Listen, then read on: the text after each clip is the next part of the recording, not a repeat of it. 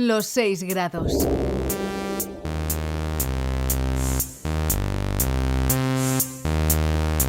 Los podcasts de GQ España.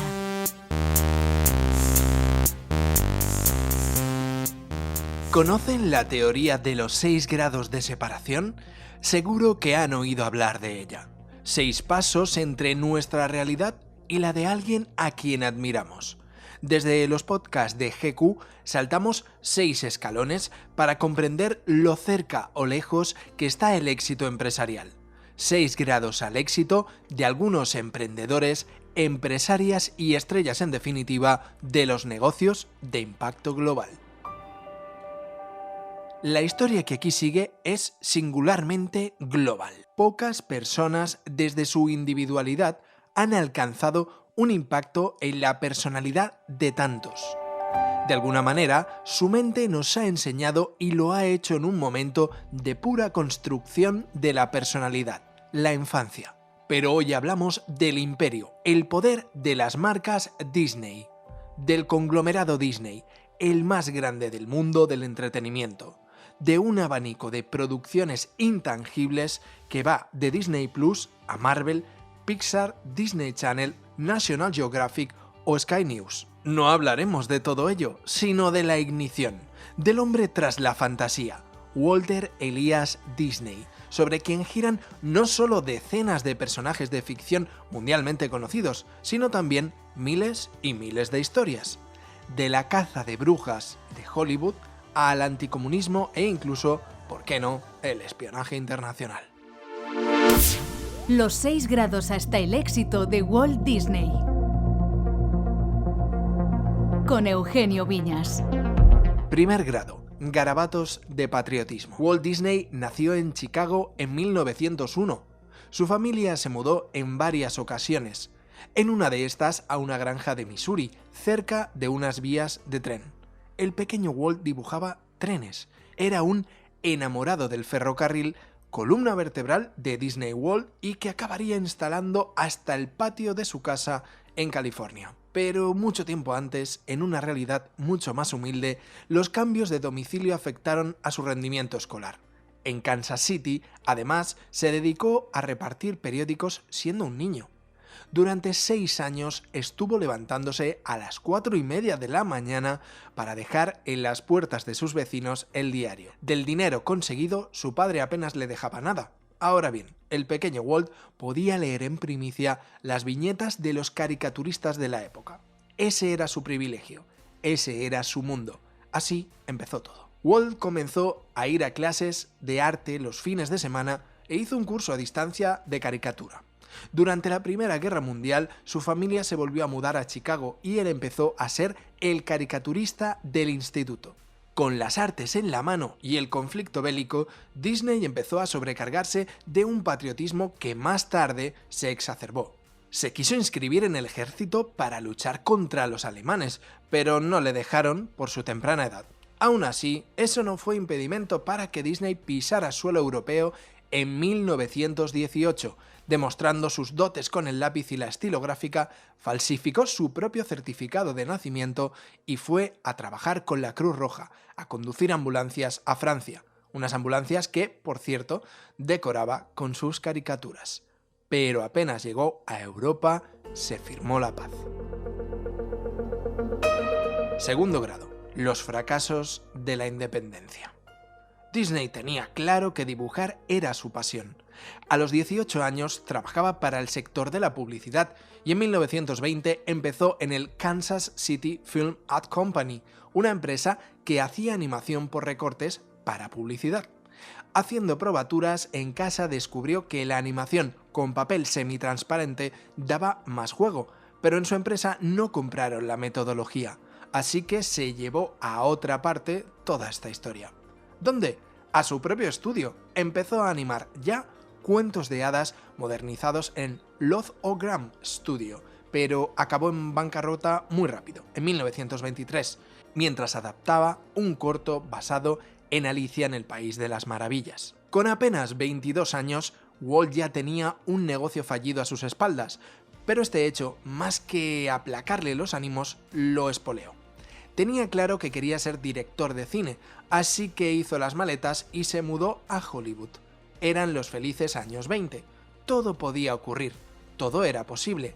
Comenzaba así a fraguarse su propio sueño americano, esa filosofía del emprendedurismo que a algunos les sale estupendamente bien, como es el caso. Disney y su hermano Roy, quédense con su nombre, fundaron el Disney Brothers Studio, germen de la posterior The Walt Disney Company. Su principal producto como empresa eran historias sobre Alicia, precisamente.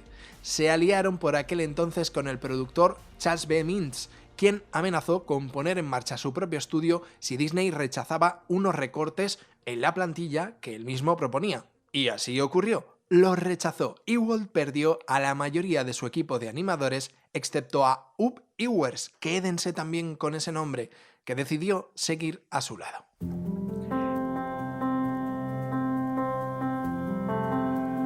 Tercer grado. Crear o que crean que has creado. Pixar, Fox, Star Wars o Hannah Montana.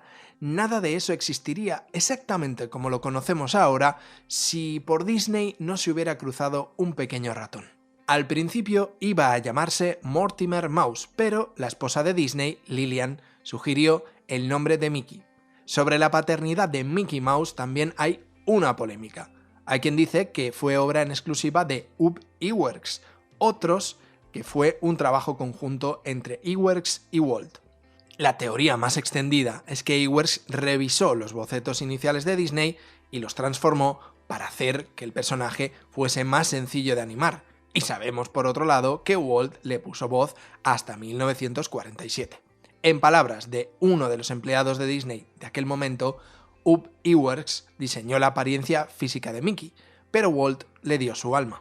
Mickey Mouse apareció por primera vez en mayo de 1928 en el cortometraje Plain Crazy. Pronto se convirtió en el primer dibujo animado sonoro, la innovación por la cual arriesgó Disney y que obtuvo un éxito inmediato y rotundo. Pero parece ser que hay una ley no escrita por la cual a todo momento empresarial dulce le sigue otro un poco más amargo. Y así ocurrió. En 1930, Walt Disney trató de recortar gastos del proceso de creación, solo una piedrecita más en su larga fama como jefe no muy sensible. Pidió a Iwerks que fueran los asistentes con salarios más bajos los que animaran cada hoja, al menos las posturas intermedias. Con el productor Pat Powers comenzó a tensarse la relación y le pidió una subida de sueldo. Por supuesto, Walt se negó y se volvió a quedar bastante solo.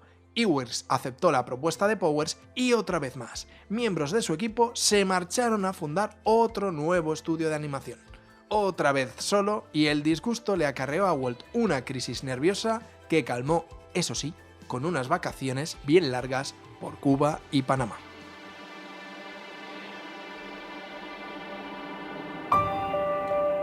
Cuarto grado. El poder de las emociones. Las vacaciones debieron sentarle muy bien a Walt.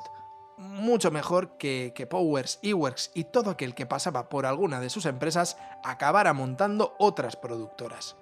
A su vuelta de Cuba y Panamá, Walt Disney apostó en exclusiva por el cine de animación y se dio cuenta de que las historias cuentan en todos los sentidos.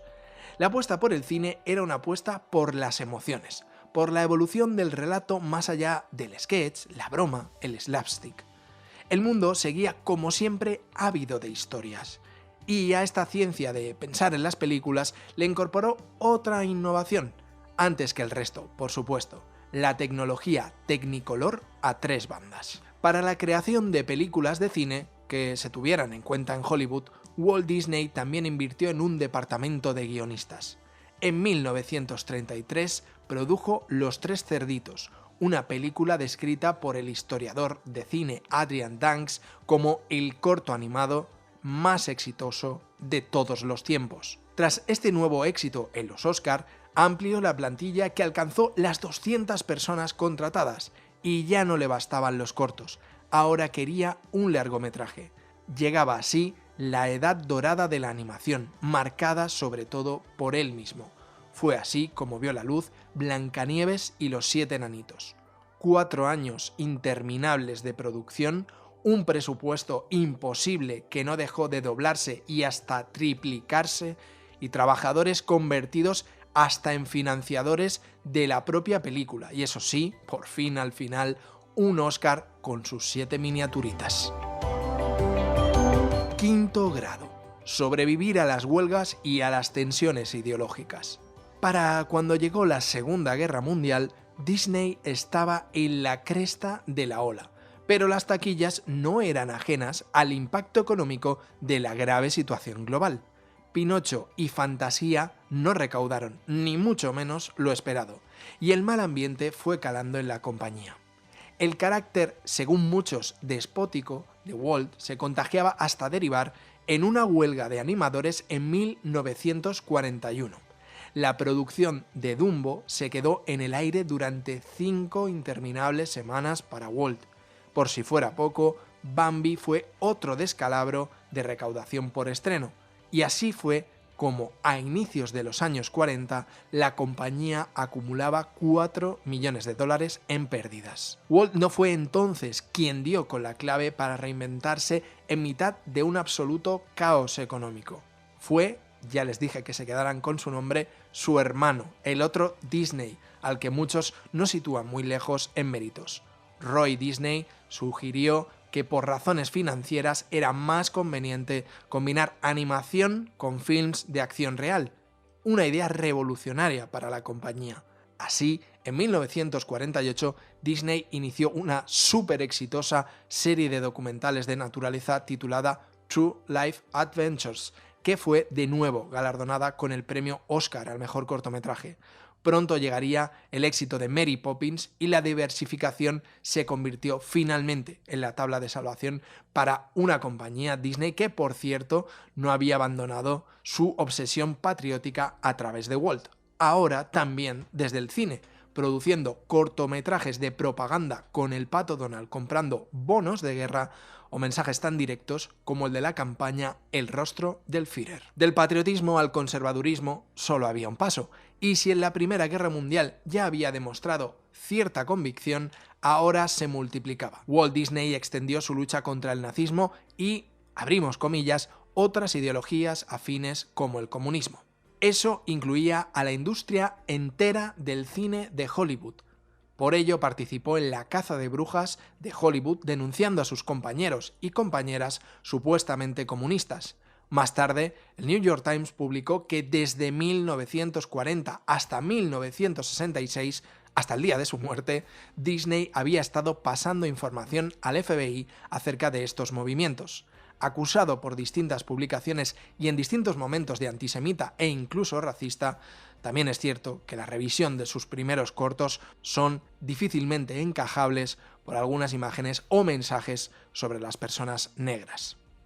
Con las ideas de negocio de Roy Disney, con el poder acumulado de un país conservador y reforzado exponencialmente a partir de la Segunda Guerra Mundial, su influencia se disparó. Se disparó y eso que ya era enorme, pero ahora también acaudalada. La taquilla se recuperaba, sus producciones se multiplicaban y la escalada era sin retorno.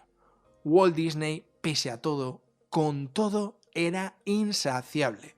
Quería llegar mucho más lejos, si podía entrar en cada casa, y para ello llegó de repente otro artefacto que lo cambió todo: el televisor y su expansión democrática. El canal ABC emitió Walt Disney's Disneyland, una antología de dibujos animados, largometrajes de imagen real y más material generado durante la década, sobre todo de los 40 y los 30, por el estudio. La cuota de pantalla superaba de entrada el 50%. ABC se frotaba las manos y empezó así el primer programa diario de Disney, The Mickey Mouse Club.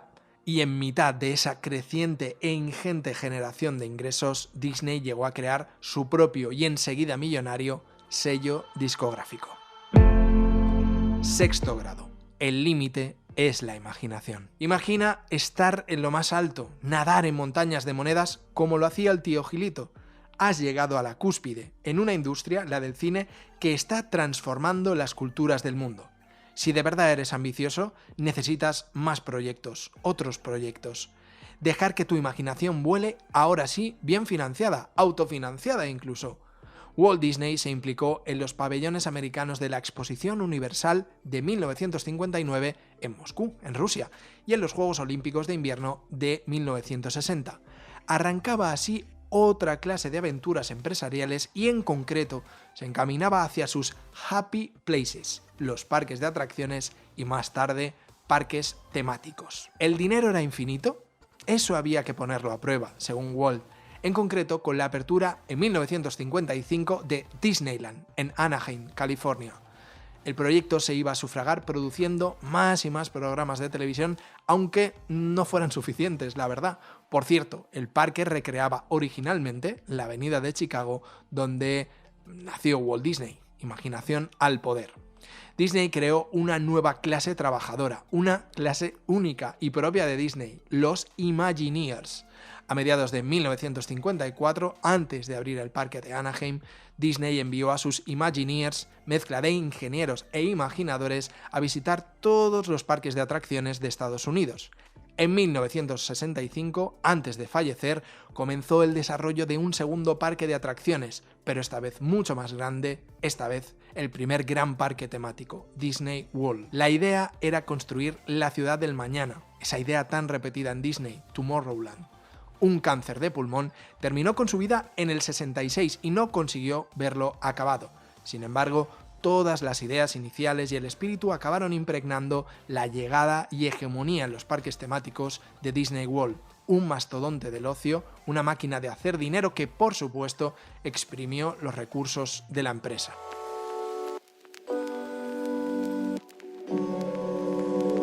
...120 años después de su nacimiento, 100 años del inicio de sus primeros cortos animados, sus productos de merchandising están en la mitad de las casas del mundo. Su legado está tan interiorizado que a menudo no lo distinguimos de una decisión derivada de su imaginación.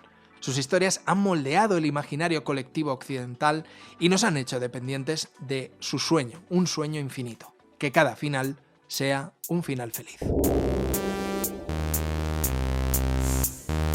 Los 6 grados hasta el éxito de Walt Disney. Suscríbete a este podcast en Spotify, Apple Podcast y el resto de plataformas. GQ España. Los 6 grados.